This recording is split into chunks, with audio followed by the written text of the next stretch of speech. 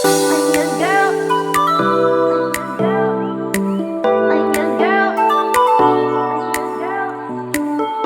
everyone, I'm Shauna and welcome to my channel.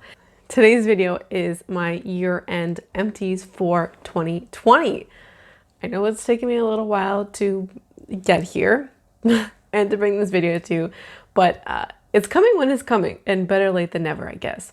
This video is going to take place in two parts. The first part is talking about all the things I used up in the last quarter of 2020. The second part of the video is going to be a full year wrap up. So I'm going to show you each kind of category, like makeup and then skincare, and then the monetary value of each of those categories, as well as a total category. So you'll see at the end the total number of products I use, the value of everything, and then you'll see the visual as well. So let's get into chatting about the rest of the empties that I have. So first is a nail polish remover. I am going to rebuy. I currently have one now from a different brand called Pirananda. One of the weirdest nail polish removers I've ever used, and I cannot wait to buy one of these. They're like $2 at the drugstore, and I was trying to be ethical about my nail polish consumption. It doesn't matter. This just does the job, and it's widely accessible. It's good, you know? Next up is this. You might remember this from one of my videos if you were following the no buy. I bought it maybe March or April, something like that. I bought this because I was experiencing some like body acne. Didn't really do anything or anything different that other soaps would do. I wouldn't repurchase it. It was mediocre. Next up is this Batiste dry shampoo. My dad actually bought this, I think in March. I had completely run out of dry shampoo, and only one person was doing grocery shopping at a time at that point. So I needed dry shampoo, and this is what he picked up. This is actually my favorite dry shampoo that I have ever used. It's lightly scented, and it's a clean and light bare scent. It's really light, doesn't leave a white cast. My favorite version of this. It's absolutely amazing. I'm currently using a different one. He bought two, so I'm using the second one of that. It's good, but not as great as this one.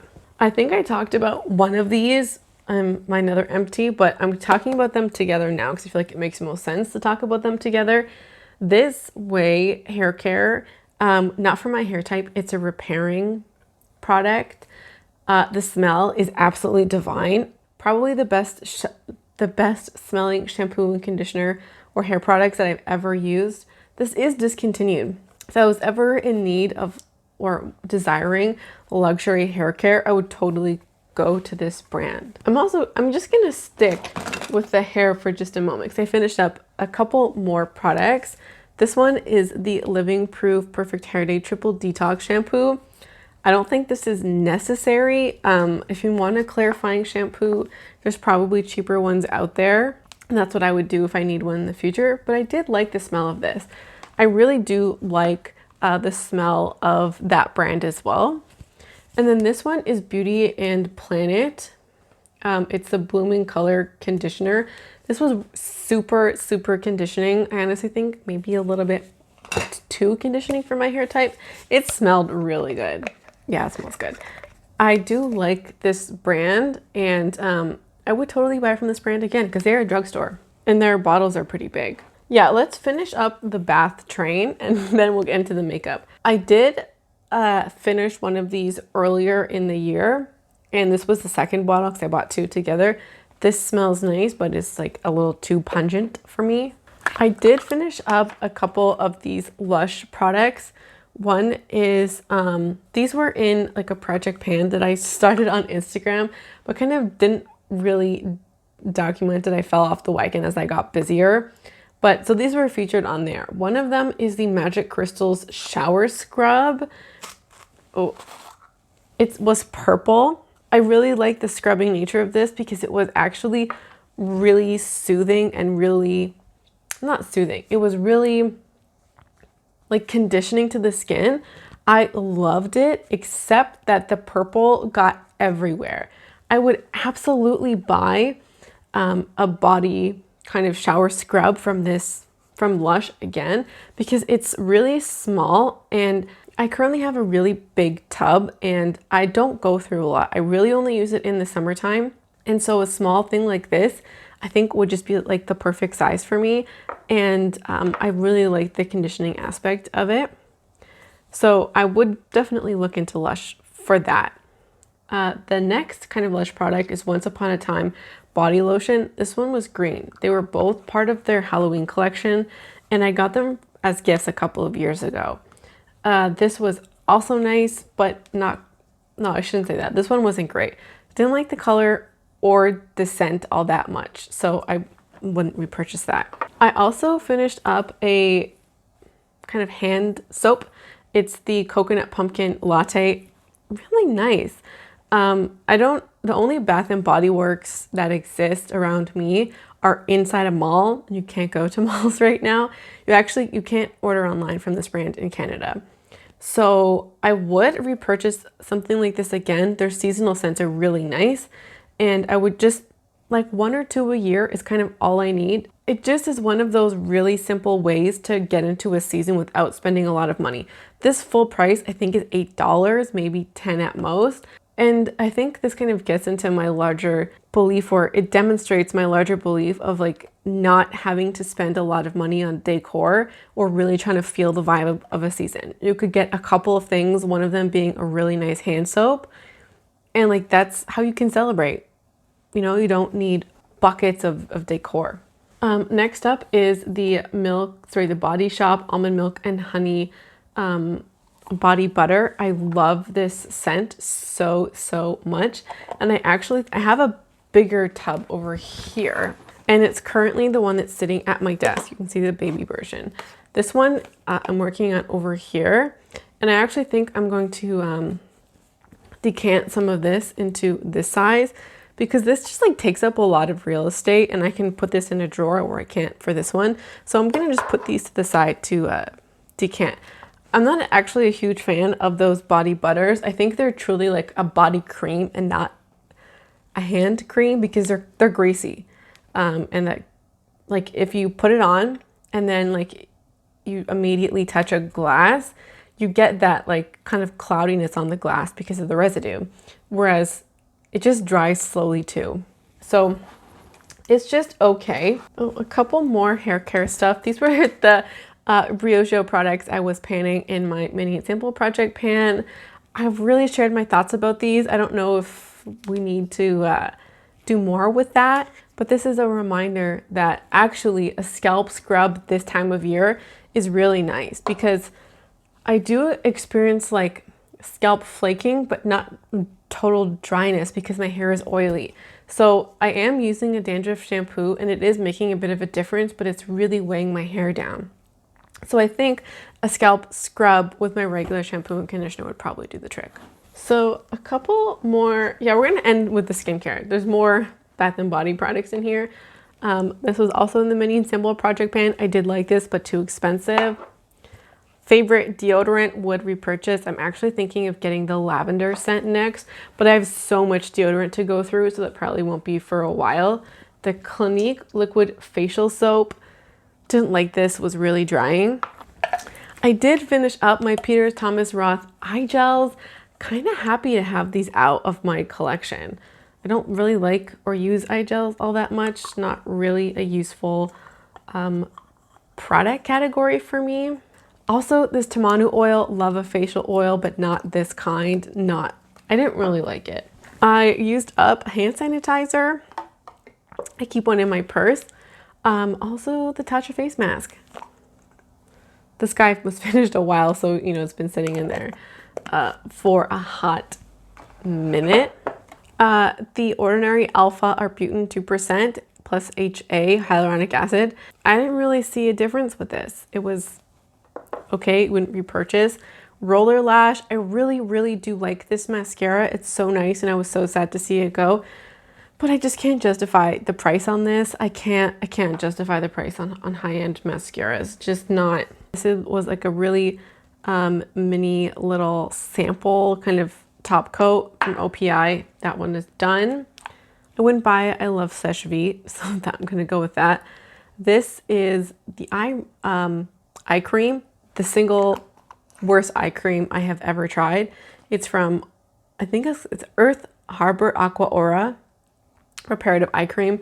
Nothing reparative about this. Got this in a cos box. Absolutely would not. There is a whole bunch of like hair products in here, samples. I've talked about these in many sample project pans. Same with this like ceramide sample, and none of those were really standouts. I have in the past kind of featured some standout samples, but none were standouts this time around. This is the e.l.f. Beauty Blender, their version of it. Actually, I hated this. It's very porous, and I felt like any foundation that I liked, it just made every foundation look worse than if I were to use a different kind of sponge. It's not great, would not recommend. They have a pink one that I like much more than this. I think that this could have had a longer life. It's not totally ruined. Like I usually kind of wear my beauty blenders to their core or to their bones. So there is a little bit, there's more use left in this, but I just kind of, I used it for as long as I could and I just like tapped out. Not great. Let's talk about some lip products. I have my ColourPop lip gloss, my e.l.f. Jelly Pop, and then the Marc Jacobs. These were all finished in December. I'm really kind of proud of how much gloss I finished this past year. Oh, this was the pimple patch brand that I was using.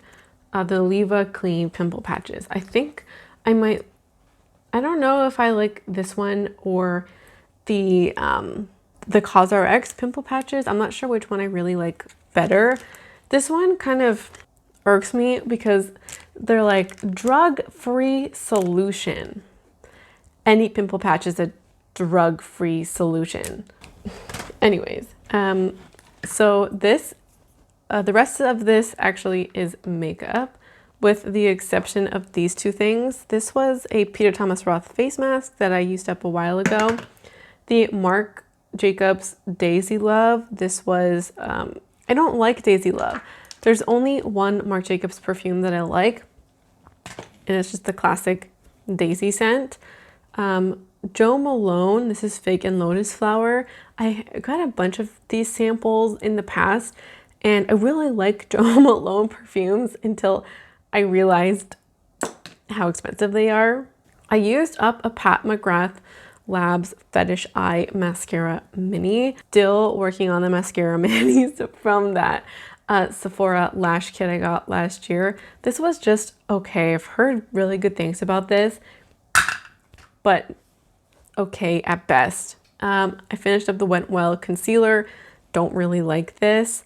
Again, another mediocre at best products, but my eyes have just, they got dry in 2020 and this wasn't it for me. The Milani pressed powder in 03 Natural Light. This guy's finished. This, I like a pressed powder with coverage. I really do. And I think that this is like a good way to add coverage if we're using a natural, like if you're doing a natural makeup routine, like with maybe a BB cream or something like that. And you don't have to use this all over your face. You can just put it in those areas. And because I have a lot of acne and acne scarring, it just creates redness on your face that a lot of foundations, even medium coverages, won't, you know, fully cover. And so what I have done is put this on instead of concealer. Sometimes you need both, but you can do that with this kind of product. But the problem with this is that it just didn't have the holding power that I need. Even in the winter, I have oily skin, and I personally don't like it if I can go like this to my face and then all kinds of makeup transfers. And obviously the transfer resistance kind of depends on your foundation, but your powder is also supposed to help with that. And this just didn't or doesn't do the job like other powders. The last three products are here. This is the Stila Glitter and Glow. I, like a lot of people, fell into this trap a couple of years ago. I bought this when it was new. Everybody was talking about it. But honestly, like, how much are you really gonna use a glitter eye topper or like a glitter. Like, this is really glittery. How often are you going to use that if you're not going to special events? Maybe you're somebody who likes punchy makeup, but if you've been on this channel basically at all, and you see the makeup I'm wearing today, this is like really emblematic of the kind of makeup I wear on a daily basis, which is kind of weird because I used to be like a super high glam kind of person. Anyways, not the point. This just, it's too much for me. And I'm cool with the liquid shadow or even like a glittery shadow, but that's really glittery. The last two things are the foundations that I finished up. The Healthy Foundation by Physicians Formula and Urban Decay All Nighter. Those are gone. The Tarte foundation that's supposed to be in here, it got chucked. It just got thrown in the garbage. I was so mad at it. So it is missing. And I guess the very last thing is the Laura Mercier Caviar Eye Sticks. I just have the larger card because the smaller ones, they're really small and they've kind of fallen through the cracks a bit. But this is a larger. Do you see what I mean about samples? I've talked about this before. This is the sample size. Do we really need this whole card for those tiny little samples? Anyways, that wraps up the first part of the video. So let's get on into that. Okay, folks, it's numbers time. So I have finished 57 skincare products, and with a total value of $1,350.40. For bath and or hair and body, I finished 33 products with a grand total of $519.10. Next, I finished up 57 makeup products with a total of $672.42. So altogether, that's 144 products. And I do also have samples. So I finished 80 samples and there is no denominational value for that. It's honestly so tedious to do those kinds of calculations. But I finished about 80 samples. All of these numbers are estimates.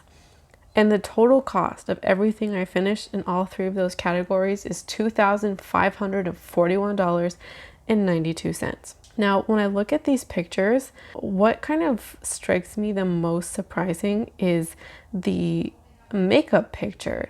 When I visually saw how much makeup I used this year, I was a little disappointed at what it looked like. I kind of thought that, wow, $672, that sounds like a lot of money.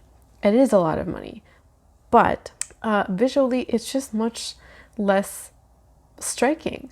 And I did calculate the cost of each of the mascaras when majority of those, with at least one exception, if not two, are from that makeup kit. So some of those are, $30 each, 60, and the minis are 14 each. I kind of calculated them at when really they're $56. But an overinflation there is kind of, I feel like, made up in some areas where there's certainly an underinflation or an undervaluing of specific products where I couldn't find the monetary value and I had to kind of guess, or even the samples. All of those samples have value. This really shows me more than anything else, and I'm really glad I did it this year, even though it was a pain in the butt to calculate. I don't finish a lot of makeup every year, and it's really mascaras, powders, foundations, and lip glosses. Those are the categories. But really what I learned is that when you have so many products in each category, it's hard to finish a lot if you're kind of dispersing your use over, let's say, 6 foundations as an example. I can't articulate enough how strong of a message this is to me about how much I use and being careful of what I bring in and use. As for the skincare, so on to the the skincare, hair care kind of situation. And what is kind of the most, I guess, surprising about this, I was absolutely shocked at the cost of some of this stuff. And putting it all together, I have many skincare products that are close to that $100 mark. That the Drunk Elephant Retinol, $98. The Tatcha Violet C Radiant Mask, $88. The Kate Somerville Mask. I have the official numbers that have been tabulated, but it's like $75. The Kerastase hair mask, that's $70. The Peter Thomas Roth eye gels, that's also $70. The Dr. Brandt microdermabrasion scrub, which I did get in a boxy charm like 5 years ago. I didn't pay for it myself, but it's $110. $110. Also a shocker, something I did buy with my own money. The Shiseido face cream. It's a pink packaging near the right hand of your screen by the nail polish remover. $92. I cannot believe how many products are close to that $70 to $90 range. It's shocking. And when I think about those Peter Thomas Roth eye gels, those cost $70 for 30. It's basically $2 every time you want to use an eye gel. There's no way those are worth $2 at all, ever. I don't know. I'm never going to tabulate samples again because I just, at a certain point, I had to stop. But I really want to continue doing empties every year because they are eye-opening to see everything you used or close to it. I'm almost speechless here. The last thing I want to show here are all of the samples, or the most samples that I kept on to as possible. This is pretty close to all of them. There is so much samples here, and you might have seen a couple on each of the other pictures, but to have this many minis is just absolute craziness. And some of these minis had such high value that is shocking. The Tata Harper cleanser that I mentioned in the mini sample project pan, the sample size I have is worth $20. Again, shocking. But there was just such a vast quantity of samples, and to see all the garbage here is just, it's crazy. There's so much waste. To me, it's kind of clear when I look at my makeup collection from the past, but then also when I look at the samples here, there was definitely that kind of collecting mentality. So that's everything. That's the video. I hope you enjoyed it, and I hope to see you again around here soon. Bye.